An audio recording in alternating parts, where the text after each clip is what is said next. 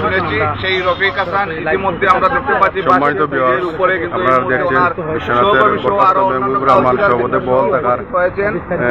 এরই প্রতিবাদে যে নিউজটা বিশ্বনাথে চলে আসছে এই বিষয়ে বিশ্বনাথের যে প্যানেল মেয়র রফিকুর রহমান আছেন তাদের সাথে যারা কাউন্সিলর কিন্তু তারা বক্তব্য রাখছেন। আপনারা জানেন যে আমরা আগামী আমরা মেয়রের বিরুদ্ধে আমরা অনাস্থা দেওয়ার পরে আমরা রায় পেয়েছি।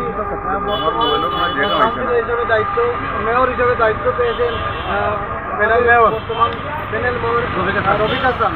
আপনারা জানেন আপনাদের এই সামনে আমরা দাঁড়ানোর কারণ হচ্ছে কি বিশ্বনাথবাসী আপনারা জেগে থাকবেন যে আপনাদের সেবার জন্য আমরা সবসময় কাজ করে যাচ্ছি।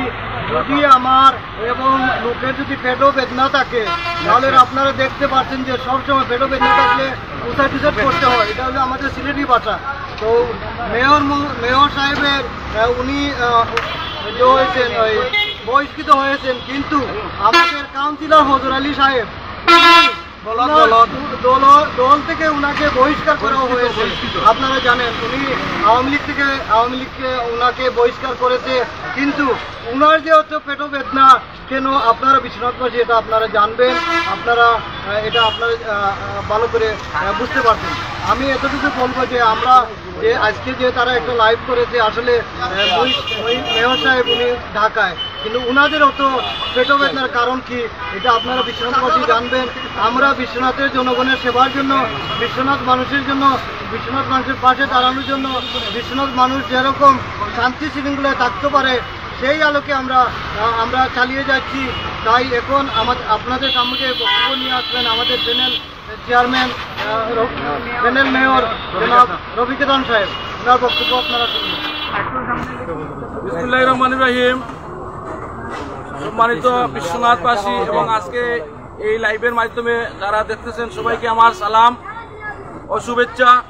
সম্মানিত বিশ্বনাথবাসী, আপনারা নিশ্চয়ই অবগত রয়েছেন এই বিশ্বনাথ পৌরসভার তথাকথিত মেয়র দুর্নীতিবাজ মেয়রের বিশ্বনাথ পৌর কাউন্সিলরদের অনাস্থার মাধ্যমে তাকে মন্ত্রণালয়ের মাধ্যমে সুনির্দিষ্ট অভিযোগের ভিত্তিতে উনি বহিষ্কার হয়েছেন। সেই বহিষ্কারের কারণে বিশ্বনাথ পৌরসভার প্যানেল মেয়র 1কে দায়িত্ব দিয়েছে স্থানীয় সরকার মন্ত্রণালয়। আমি প্যানেল মেয়র 1 হিসাবে এই বিশ্বনাথ পৌরসভার মেয়রের পদে দায়িত্বে রয়েছি। এখন দেখা যায় এখানে কিছু বুয়া কাউন্সিলর উনি প্যানেল মেয়র দাবি করছেন, উনি হলে বুয়া। আমি একটি কথা বলার জন্য এখানে এসেছি। আপনারা জানেন মন্ত্রণালয়ের মাধ্যমে সুনির্দিষ্ট অভিযোগ উনার বিরুদ্ধে প্রমাণিত হওয়ার পর এই মেয়র উনি বহিষ্কার হয়েছেন। এখন আজকে শুনতে পেরেছি উনি নাকি হাইকোর্টে স্টে করেছেন। যদি মহামান্য হাইকোর্টের স্টে করেন তাহলে স্টের বিরুদ্ধে আপিল করা হবে, এবং আমরা যতক্ষণ পর্যন্ত স্থানীয় সরকার মন্ত্রণালয় থেকে প্রজ্ঞাপন না আসে ততক্ষণ পর্যন্ত আমি এই বিশ্বনাথ পৌরসভার মেয়রের দায়িত্বে রয়েছি। আমি একটু কথা সুস্পষ্ট বলতে চাই, কিছু নির্বাচিত কাউন্সিলর যারা জনগণের ম্যান্ডেট নিয়ে এখানে নির্বাচিত হয়েছেন তাদের মুখের ভাষা যদি আপনারা শুনেন আপনারা আশ্চর্য হবেন। নিশ্চয়ই আপনারা শুনেছেন এই যে কাউন্সিলর কি ছিলেন আর কি হয়েছেন। উনি আগে কি ছিলেন?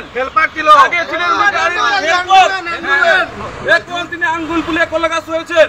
কিভাবে হয়েছেন একজন অশিক্ষিত কাউন্সিলর আমরা এই বিশ্বনাথবাসী জানে।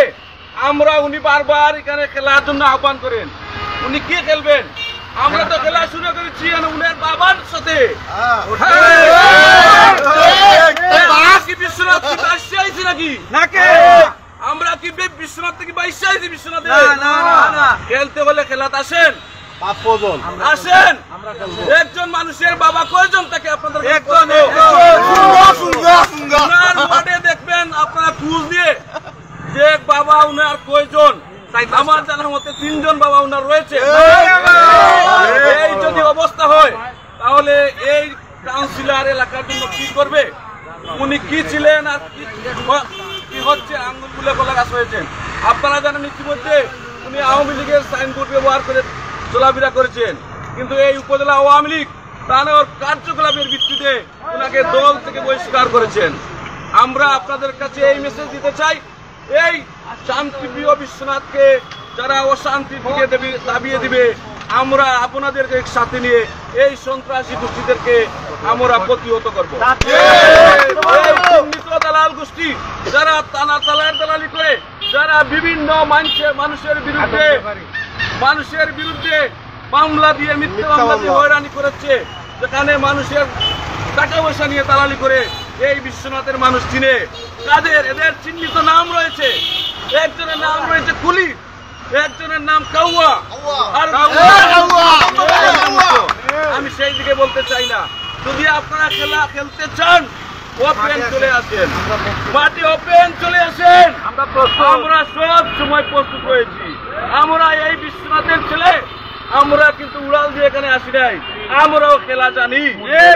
আমরা তোমাদের বাবার সঙ্গে খেলতেছি, আর তার বিরুদ্ধে প্রমাণিত হচ্ছে। আমরা আবারও এই মেয়র এবং তার দূষর দুষ্কৃতিকারীদের বিরুদ্ধে অধিকতর তদন্ত করার জন্য স্থানীয় সরকারের কাছে আমরা অনুরোধ করছি। ইতিমধ্যে আবার অধিকতর তদন্ত হবে। আমরা এই বিশ্বনাথকে একটি দুর্নীতিবাদ মুক্ত, একটি অসভ্য মুক্ত পৌরসভা আমরা গঠন করতে চাই। আপনারা দেখেছেন এই বিশ্বনাথে লক্ষ লক্ষ টাকা আত্মসাৎ করেছেন। এই আত্মসাৎ আবার প্রমাণিত করার জন্য আমরা আবারও এখানে তদন্ত টিম নিয়ে আসছি।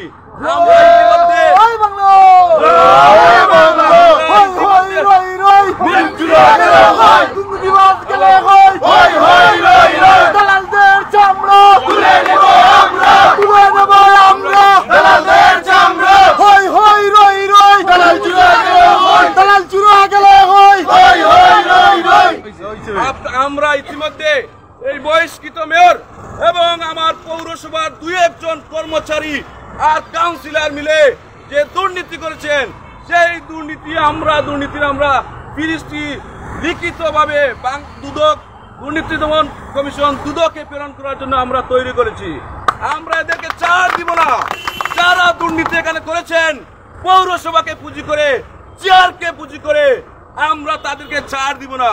দুর্নীতি করে মানুষের ট্যাক্সের টাকা আপনি আত্মসাৎ করবেন, আমাদের শরীরে 1 ফুটের রক্ত টাকা পর্যন্ত আমরা কখনো ক্ষমা করব না। আমরা এখানে তীব্র আন্দোলন গড়ে তুলব।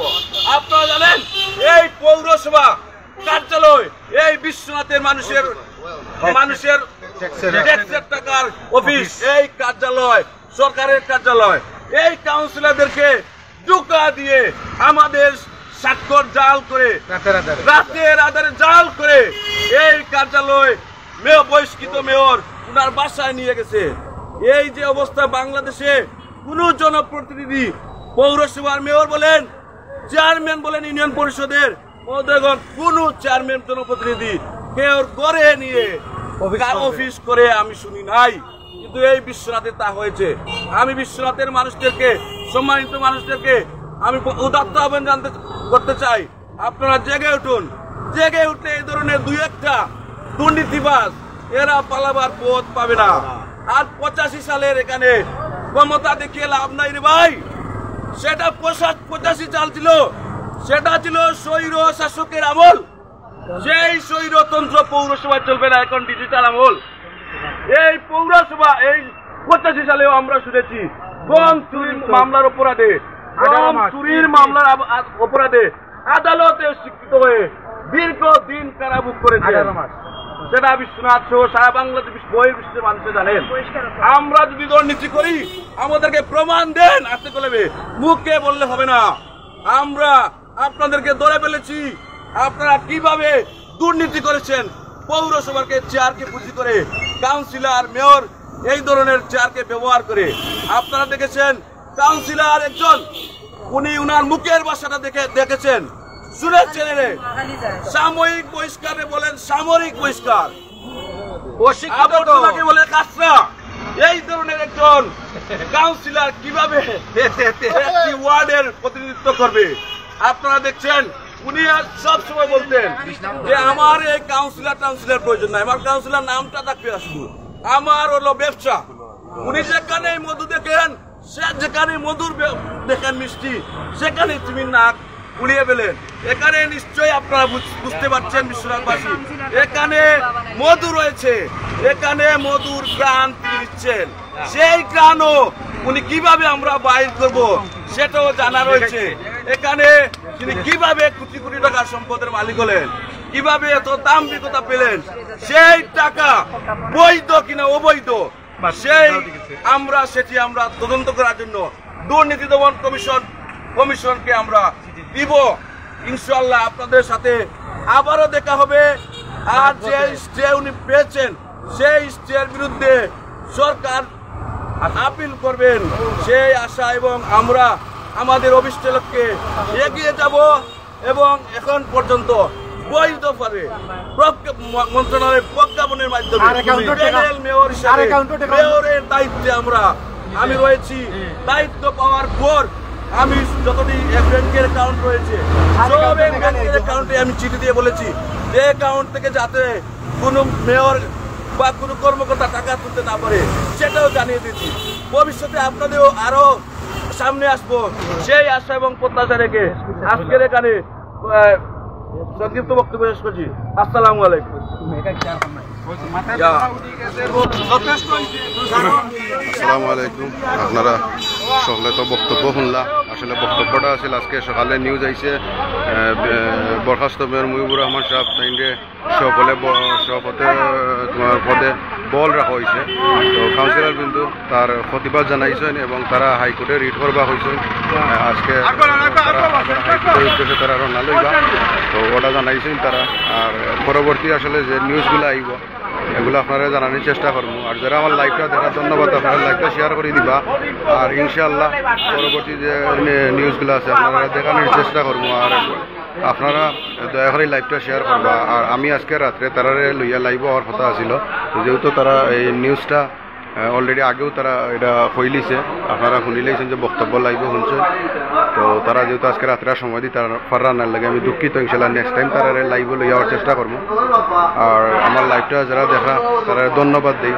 আর ইনশাল্লাহ নেক্সট টাইম আমি এরকম কোনো কিছু যদি আমার সামনে থাকে আমি তুলিয়া তোলার চেষ্টা করবো। আসসালামু আলাইকুম, ধন্যবাদ সকলকে যারা লাইভটা দেখছেন।